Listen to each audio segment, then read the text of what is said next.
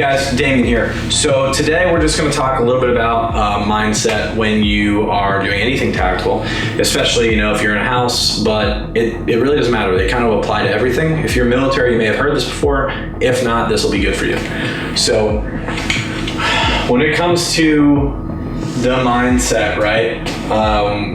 The first thing that we like to talk about is your OODA Loop, right? So a lot of people have heard of it, like OODA Loop. That's basic, but it's important, right? So you have your O,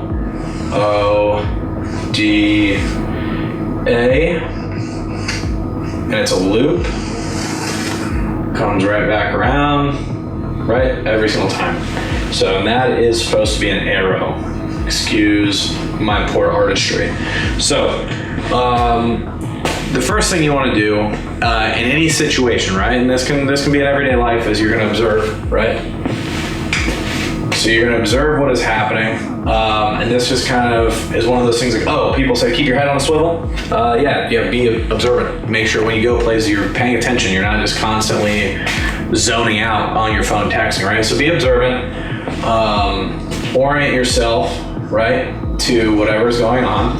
So if we were to apply this to a shoot house situation, I've gone in and I am observing the rooms, I'm clearing my corners, I'm sweeping my sector to fire, and I observe something I think is a threat, and I'm going to orient myself to the threat, right? Maybe that is I'm going to direct myself towards them. I'm going to draw my pistol. If I haven't already, I should have a gun out, and now I'm orienting myself towards my threat. Like, okay, I've oriented. Now the next most important thing is to decide what to do, right? And this is very important.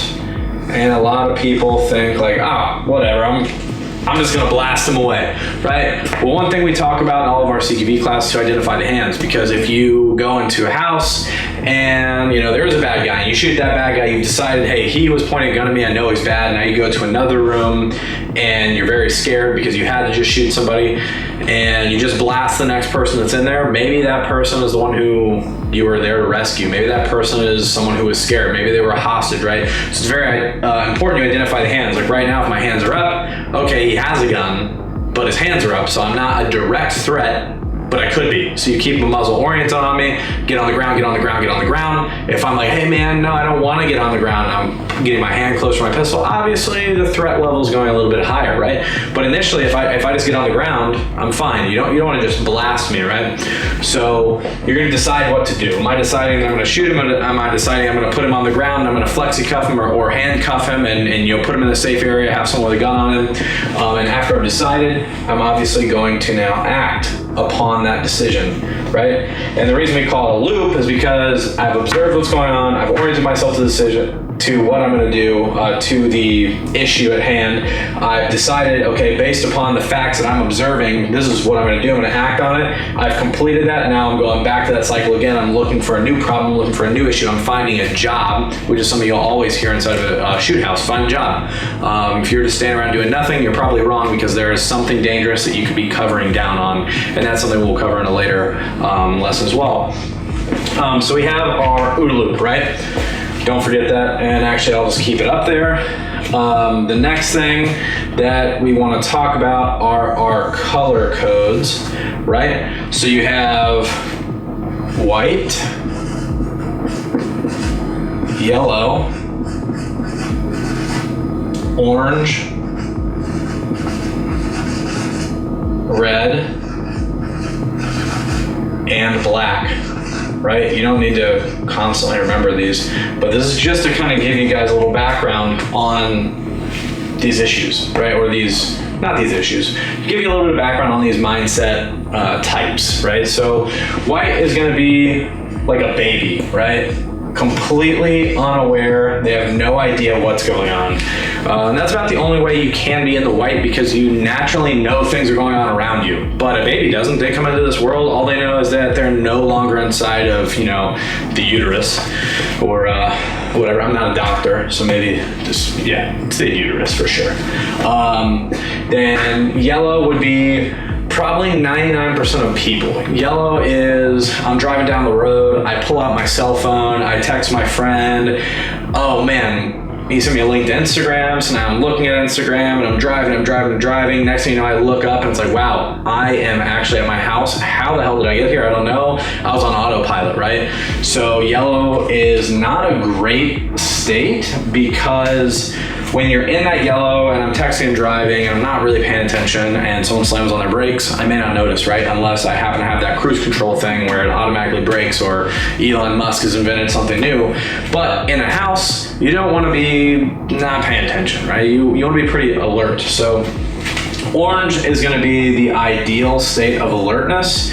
And basically what that means is you're not paranoid, you're not, schizophrenic or anything, but maybe you've gone to a building, you're like, okay, I see a couple exits in here. That dude just walked in with a trench coat and he's sweating and he looks a little sketchy. Like, oh, I'm going to keep my eyes on this guy. Or, when you go into a super crowded place, you're kind of looking around, you're observant. You're not paranoid, you're not scared. It's not like, oh, I have PTSD, I hate the world around me. It's just having the capacity to be able to look around, observe that information, right? Observe what's around you, and be able to act or decide what to do, and later if you had to do something. Red is obviously a heightened state of alertness, where now you're in that fight or flight mode. And so what that is you were in the orange, you're observing everything, and now something has happened, right? So the guy in the trench coat pulled a gun, and now you have to decide, am I gonna fight or am I gonna run, right? Like, what is this scenario? What does my manpower look like? Am I even carrying a gun today? What's going on? So a lot of times this is instinctual, and you don't know until it happens. You could be a guy who comes to all the training who thinks they're super, super tough, and you're like, you know what? Something happens, I got my gun, I'm not gonna be scared, and then all of a sudden shit hits the fan and you sprint away. You completely run away from it, because that is just your instinct naturally. It's that fight or flight, like I was saying. So you also have the black, which the best way to describe the black is you basically skipped straight over red and went into that deer in the headlights. And you've probably seen that before when someone gets confronted, maybe they were in a fight or something, and they just completely blank, right? Or maybe they are giving some kind of brief at work, and they completely panic. It's panic and denial. Like, you are in denial that situation is happening. You are now panicking. You don't know how to cope with the situation. You don't know how to act, so you freeze. So you never want to find yourself in the black. You always want to kind of be hovering around in this orange. I guarantee you, almost everybody will be in the yellow because of the world we live in. But try to become more observant, get in that orange, and that will help you if something does occur and you happen to get into that heightened state of awareness, into that red zone. You'll know what to do, you'll know how to act, you'll know how to implement your OODA Loop, right? So just to recap on our mindset, we have our OODA Loop, which is your observing, orienting, deciding what to do, and acting upon that decision. And a lot of that will be driven by your state of awareness, which you should never be in white unless maybe you're on drugs. And if you're on drugs, you probably shouldn't be on this channel. Then you have your yellow, which is, you're kind of zoned out. You have very, very minimal awareness, probably the minimum you need to live. Orange, being that heightened state of awareness, you are alert, you know what's going on around you, but you're not scared, right? That's where we want to be. And then your fight or flight, if you aren't very good at staying in the orange, you're panicking, and then you could skip straight down to the black, which is that panic and denial. All right, guys, if you have any questions about any mindset things, if you think this was too broad, we do have things that are more specific about our mindset, but these are just the basic things that kind of apply to all tactical situations and maybe just everyday life. So thanks for watching, and we got some more videos coming your way.